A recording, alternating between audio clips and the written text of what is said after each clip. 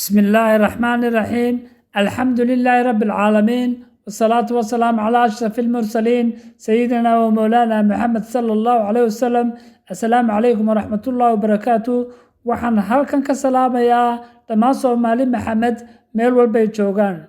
Waxa xagga inooga sii socon doona insha Allah gabayadii diiniga ahaa ee taxanaha.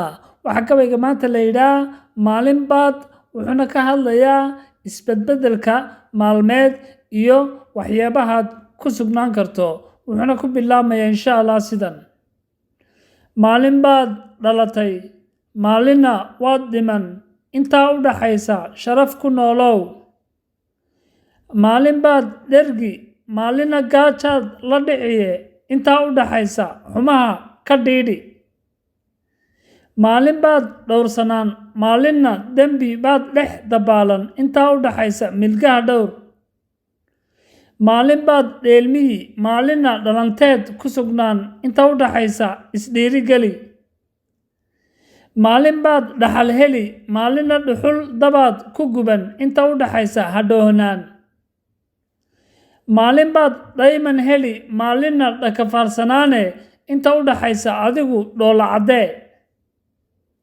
maalin baad dhalaali sida dayaxa, maalinna dhib baad ku noolaane, inta u dhaxaysa nafta dhooldhooli. maalin baad dhib kugu dhici, maalinna guul dhaansane, inta u dhaxaysa dhoobo hadhuran. maalin baad salaada foota dhigi, maalinna iblays baa ku duufsane, inta u dhaxaysa dhaxalka diinta ka yeelo.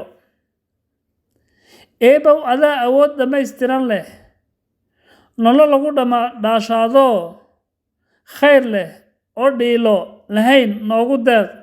waad mahadsantihiin dhammaantiin. waxaan leeyahay aan qalbiga sugno, toosnaanna aan ku waarno insha Allah walaalayaal. wasalaamu calaykum waraxmatullaahi wabarakaatu.